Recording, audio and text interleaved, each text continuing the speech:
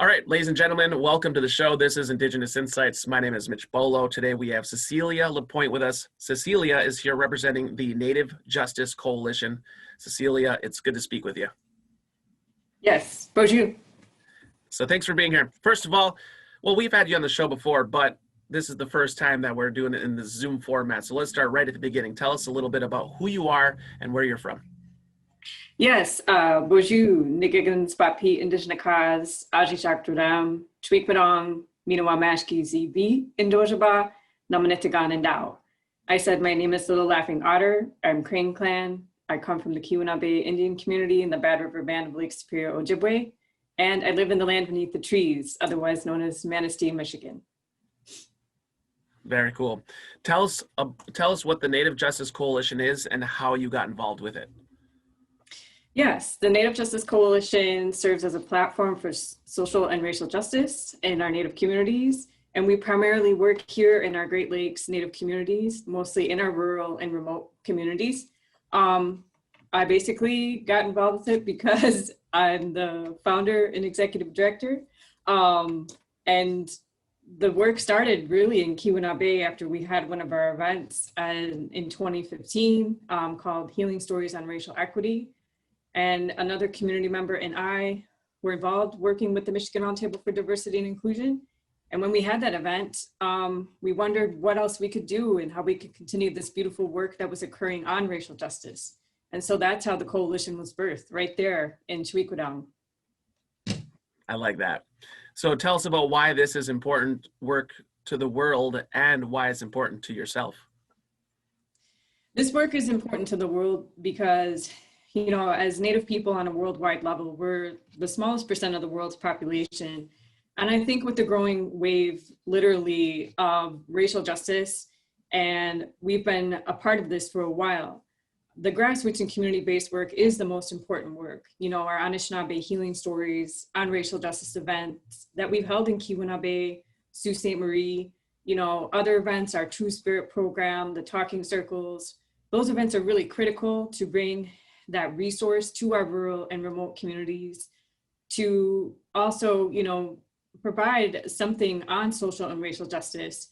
What we're doing is pretty groundbreaking, and you know, the work is just continuing to grow. Absolutely. So why is the work important to yourself then? The work is very important to me because it is very personal. You know, I am really and have been committed to my own personal healing and the healing within my family and my community. And you can see that through a lot of different, you know, the work we've done, but also just when someone says, hey, you know, I went to one of the events and I feel better, or having a conversation with a relative on sobriety. It's those things that make your day, they change your life, and they may seem small, but they're really huge. Yeah. I think it's safe to say you're not somebody who punches in and punches out and kind of leaves your work. I don't. So tell us about some of the others that are in the coalition that you work with. Tell us about your team. Yeah, so we're actually growing, which is one of the positive things of the pandemic, is we've gotten more funding. And I think it's just the focus too on racial justice has been increasing. So as I've been working here in my office, you know, 11 o'clock at night. Your office looks great, by the way. Oh yeah, this is it, Lake Michigan. Yes, I'm about 3 blocks from Lake Michigan here in Manistee. So this is up, you can see the Empire Bluffs and Sleeping Bear in this image in the background. So this is one of my pictures, but yeah, so I don't mind working late. I'm actually working on a big grant deadline that's due this week, and I'm going to submit it today. I don't mind, you know, this growth. And I think though, we're still up against some things like the funding disparity in Native communities. Native-led organizations get the lowest amount of funding out of all groups. So it's 0.3% of 1% of philanthropy that goes to Native-led groups working on our own issues. And that's been in reports. One of the recent funders that we've received a grant from, they basically said it's less than 0.3%. And some people might argue, hey, what about the funding that goes to our tribal communities? Well, that's based on treaty obligations. It's a totally different thing. And so we need to work on increasing that, and we need to decolonize philanthropy and just continue the work on racial justice in our Native communities. All right. So you said you're actually looking at growing. How does one get into the coalition? Well, we have community partnerships, and so we've worked with like the Keweenaw Bay Indian community, Keweenaw Bay Ojibwa Community College, the Sioux Tribe of Chippewa Indians. We have other partners around the lakes like Esther, which is based in the Fox Valley in Wisconsin. They've supported our MMIW G2S program and the Billboard campaign. So being a part of our coalition, really, it's just partnering with us on this work. It could be the Anishinaabe Racial Justice Conference. It could be supporting us with a donation. It could be, making sure the word is getting out about our work. So we're looking to bring on new partnerships across the Great Lakes, mostly focusing on Native, First Nations, Métis, and Inuit communities, but also non-Native partnerships and how they can support and be an ally in this work. Right, going along with my list of questions here. Well, I guess this is also, you're actually looking for people who identify as Indigenous and First Nations community members representing the Great Lakes regions, according to this flyer here that I got from you. Can you tell us a little bit about this project? Yeah, speaking of which, one of our new community partnerships is University of Wisconsin-Madison. So we're currently seeking advisory board members for a research project on Native identity in the Great Lakes and racial justice. This project will have an advisory board, and the advisory board members will then create a survey. Then we'll begin conducting a survey on Great Lakes Native identity and racial justice. The exciting thing about this is that often, and through my work, I see that not only is it that Great Lakes Native communities get overlooked, but Michigan gets overlooked in funding.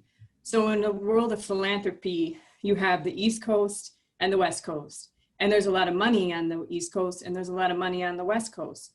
So a lot of the foundations that have been actually supporting the coalition are based in those places. But let's work on changing that. Let's get some supporters from foundations in Detroit, Chicago. Let's look at Minneapolis. And then it's different in Ontario. So because we're looking at, we organize throughout Great Lakes Native communities, and we're looking to expand our work in Ontario First Nations communities, we already naturally have connections with our work that took place in Sault Ste. Marie because of the connection that is already there in our Native communities and always has been with Wawating at the Rapids. But, so just having that, I think, will be another way to continue to grow this work and say, hey, the Michigan Native community matters, the Great Lakes Native communities matter, and there's a lot of beautiful things occurring here, anything from food sovereignty to, Anishinaabe Moen and the elder stories, youth empowerment. There's so much cool stuff happening. And I'm just encouraging funders and philanthropy to not overlook us. Very cool. So for the advisory board here, if somebody's interested on being a part of that, how would they reach out to do that? Yeah, there's a form on the website, and you could submit your information there. You also have to contact the professor that we're working with at University of Wisconsin-Madison. And so all that information is on our website, as well as the flyer in our Facebook page. Very cool. I also see here that NJC is distributing care packages to Native families, and that sounds really cool. Can you tell us about that program?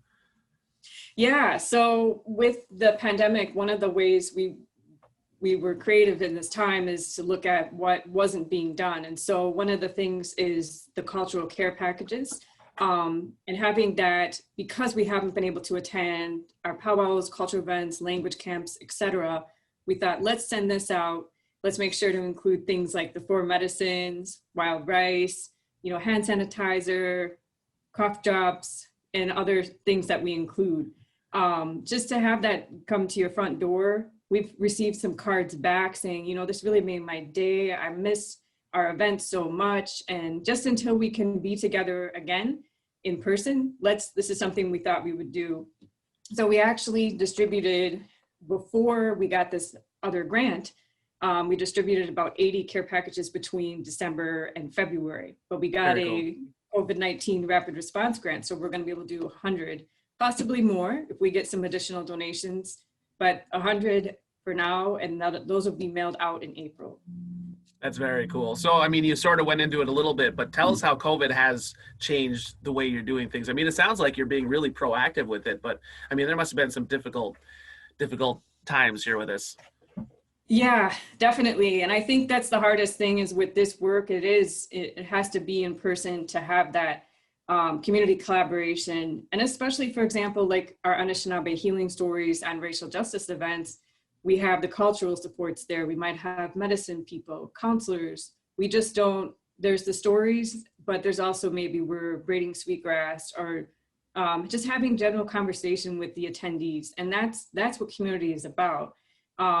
You know, so Zoom isn't gonna cut it. We're not gonna do cultural things. We're never gonna do a talking circle over Zoom, because to me that would be going against cultural rules. So when we're together again, we know we're gonna be very busy at the coalition. But yeah, we've just been creative with doing some virtual things. I know a lot of people have Zoom fatigue, Yeah. but just making sure to do some virtual things. But also, I was glad to start this new partnership with University of Wisconsin-Madison. So it's not so much of just, you know, seeing a speaker series or a presenter on Zoom. It's that, okay, now we have this research project. Another thing we've done is with the cultural care packages. The other thing I'd like to mention is even our MMIW billboard campaign has grown, and we've received some significant donations from different organizations like Esther in the Fox Valley there in Wisconsin, Gathering Thunder Foundation in Grand Rapids, and Red Nation Great Lakes also gave us a donation as well, some of the larger donations. But that awareness, at least those billboards are out there, they create that community conversation. And so we're just being creative, trying not to overdo Zoom, but continuing what we can do in this time until we can be in person together again. When it comes to the billboard campaign, you can probably find more information on your social media and your the website and stuff too. Correct. All right, very cool. So I guess the last one would be, is there anything else that you wanted to talk about here today that we haven't covered? Oh, yes. I just wanted to say that we are growing in terms of the staff. We recently brought on 2 new interns. One is a community relations development intern, and the other is an outreach and organizing intern. So those positions started in February, and those 2 interns will be with us until June. And we're also currently hiring for a new position. I just wrapped up interviews and I'm making the decision as we speak. So lots of new ways that we're growing. We're looking at, you know, just kind of restructuring. Kind of one of the positive things of the pandemic is that we're restructuring. So we may be editing some of the programs, adding some new things, just getting ready for, you know, some changes and seeking larger grants so we can bring on more staff. And, you know, we're already regional by nature, but there's a lot of ways we can grow. And so we just want to be open to that. But in the meantime, I don't mind working until 11 o'clock at night on a grant deadline. You know, another question popped up in my head with that. When you mentioned the interview process, you know, interviews a lot of times are very, I don't know, technical, and there's classes about how to do a proper interview. Has decolonization and culture worked its way into your interview process when you're looking for people in a position? Yeah, for sure. You know, it is good to have that structure in an interview, you know, just to have a general thing for everyone, but it naturally will come up. Say, for example, when you get at the time at the end for the interviewee to ask questions, they'll generally bring up the cultural components. And so, yeah, I mean, you have to have that structure just to keep it, you know, a one same interview for everyone. Yeah. But yeah. So that's pretty cool. I like that. That's kind of what it's all about in today's world, is merging those 2 lives together. Right, exactly. So the last thing is, do you have any last words to the listeners or viewers before we sign off? I'd like to say that I'm looking forward to seeing you all at our events and conference in the future, because it's going to happen.